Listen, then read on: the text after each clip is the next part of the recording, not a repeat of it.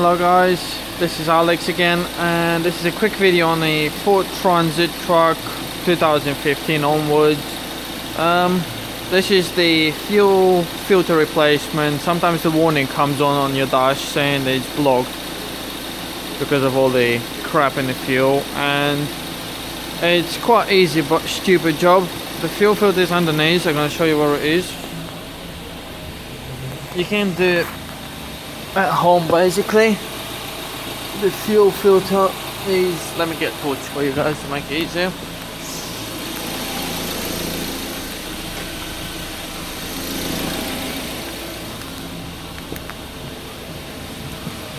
The fuel filter is that one there.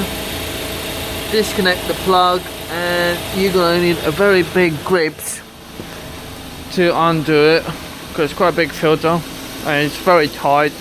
So undo it, replace the filter inside. I would recommend you to bleed a bit of fuel first on the bleeder. Just undo the bleeder as usual and bleed it first. Then do the filter, put a new one in, put a bit of oil on the seal, and then do it up. Well, now the main problem is, once you've done all that, a fuel filter is going to be empty. There's no fuel in it, and it will put a lot of air in your system and won't start. So what you have to do, that it's very important, before you start it, you need to get in the car and turn the ignition on and off 6 times. That's what I've done on this one anyway. On and off 6 times, and every time you turn the ignition on, when all the lights come on, you have to wait at least 20 seconds. Then turn it off, then turn it on for 20 seconds and turn it off. And the other thing, once you've done it 6 times, you have to start the car, and as soon as you start it, put your foot on accelerator and leave it on 2000 RPM for at least a minute. Just keep revving it for a minute, and that should be alright.